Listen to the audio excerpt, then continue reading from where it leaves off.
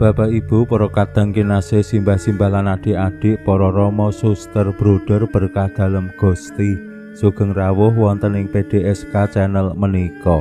Kados pundi kabar panjenengan? Mugi-mugi bagas kasarasan kesehatan kawilujengan tansah mengku kula panjenengan sami anggenipun kelampahi gesang ing dinten menika, lan mugi-mugi lumantar panglimbang basa Jawi waosan Injil kula panjenengan sansaya saged nggayuh iman kapitadosan ingkang leres lan mantep. Langkung-langkung anggenipun kula panjenengan berjuang kanthi setya mbangun paguyuban utawi komunitas ingkang begja rahayu, komunitas bahagia sejahtera. Salah setunggal ingkang penting anggenipun bangun komunitas bahagia sejahtera menika manah sing tansah ayom tentrem. Menika dados salah setunggal woh utawi nggih lambaran anggenipun bangun paguyuban komunitas gesang sesarengan sing begja rahayu. Tanpa rasa ayom tentrem tentu awake dhewe ya ora bisa bangun kebahagiaan. Nek atine pikirane tansah ngrangsang, anane mengko mung murka utawa rakus rakah. Merga apa? Duweni ambisi-ambisi sing ora tumata. Mbuh ana ing pikiran, mbuh ana ing rasa pangrasa atine, utawa lakuning urip sing ngawur sak kepenake dhewe, sak senenge dhewe. Menika nggih temtu boten saged adamel gesang sesarengan bahagia. Ana ing brayat kemawon, nek suami ya sak penake dhewe uripe sembrono, anak-anak ya ngono, mbok bojo ya ngono, urip bebarengan ora bakal sing jenenge bahagia. Wong salah siji saka anggotaning brayat menika sembrono ngawur sakpenake, menika pun damel mboten bahagia apa meneh yen sak kabehe. Mila ati pikiran sing ayom tentrem dayani anggenipun ngener dumateng tujuan sing murni, tujuan sing suci, injih kebahagiaan lan kesejahteraan kanthi motivasi sing asali, boten mergo ambisi, boten mergo motivasi pribadi, ning ya amrih kamulyaning Gusti. Lumantar waosan Injil dinten menika, Gusti Yesus ugi paring pitedah dumateng para murid dalem, bilih Gusti asung katentreman dumateng para murid. Sanes kalian sing diparingake donya, kadangkala awake dhewe rumangsa tentrem kuwi nek nyekeli dhuwit akeh, utawa ya pokok men pendak dina nyekeli dhuwit kuwi atine tentrem. Ning nek wis ora nyekeli dhuwit, atine wiwit was-was, pikirane wiwit kuwur. Utawa nek simbah-simbah jaman rumiyin manahe menika tentrem yen mambu kandang wedhus utawa mambu kandang sapi, menika sing adamel ayom tentrem. Utawi yen mambu panenan pari pas neng sawah menika panen pari lah ambune kas, menika saged adamel tentrem. Ning katentreman sing diparingake Gusti boten sami kalian katentreman sing diwenehake donya. Pramila monggo kita pirengaken sabda dalem Gusti ing dinten menika lan kita wiwiti kanthi sembayang sawetawis. Konjo ing asma dalem Yang Rama saha Yang Putra tuwin Yang Roh Suci. Amin. Suwawi sami munjuk.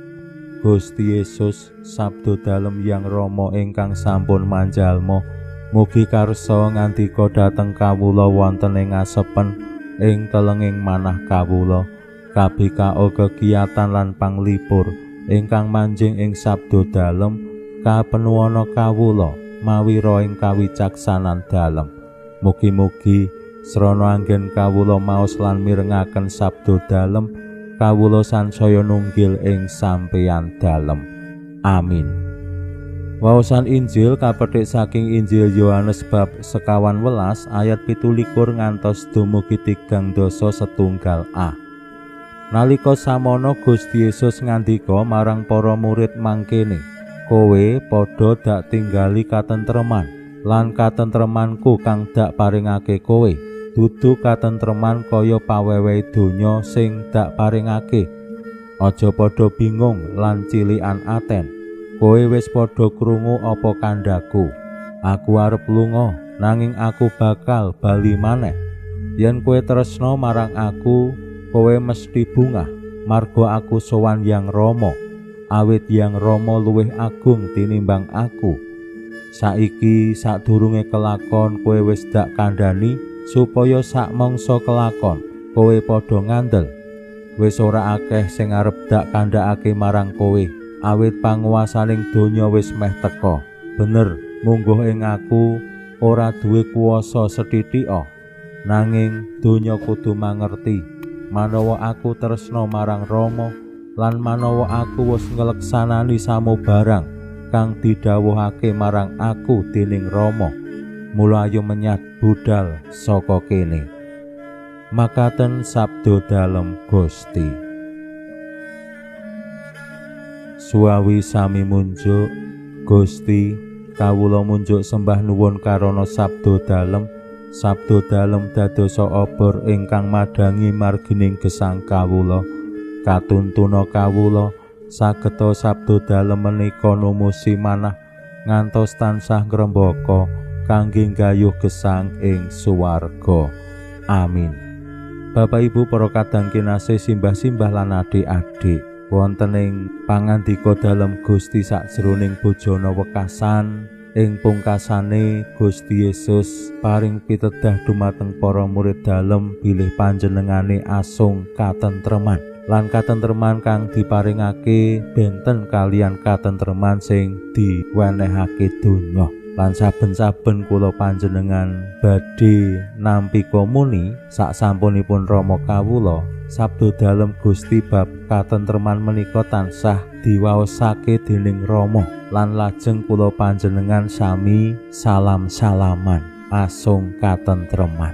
Nah menika yen diwujudake kanthi estu, saben-saben misa awake dhewe bisa mbagekake katentreman. Lan wonten ing gesang sesarengan nggih anggenipun bangun relasi sansaya nuwuhake katentreman siji lan sijine. Merga katentreman menika asal saking Gusti sanes katentreman pawewehe donya. Bedane menapa? Sampun kula aturaken ing ngajeng kala wau. Katentremaning donya menika gumantung situasi. Yen aku pas seneng aku iso nggawe tentrem wong liya, ning pas aku nesu, wah ngancam wong liya. Menika katentremaning donya. Utawa yen nyekeli dhuwit uripku tentrem, yen ora ndek dhuwit uripku nelongso utawa murka. Katentreman ingkang dipun paringaken Gusti asal saking kados pundi Gusti Yesus sampun kersa sangsara seda sinalip lan ngawuhake bedamen pendamaian antarane awake dhewe marang Allah, merga awake dhewe wis kadosan. Lan menika nuwuhake asung paseksen tumraping awake dhewe kados pundi awake dhewe sing dosa iki wis didamekke dening Allah, ya awake dhewe terus asung katentreman marang liyan. Mbok wong liya ya mbok menawa nglarani aku, wong liya agawe aku kuciwa, wong liya agawe aku mangkel, merga katentremaning Allah aku tetep bisa mbangun katentreman. Mugi-mugi wonten ing gesang sesarengan kanthi semangat Paskah, katentreman dalem Gusti tansah kula panjenengan perjuangkan kangge mbangun komunitas paguyuban sing begja rahayu. Pinuji Allah sakmenika sarta ing salami-laminipun. Salam sehat, salam bahagia, salam katentreman.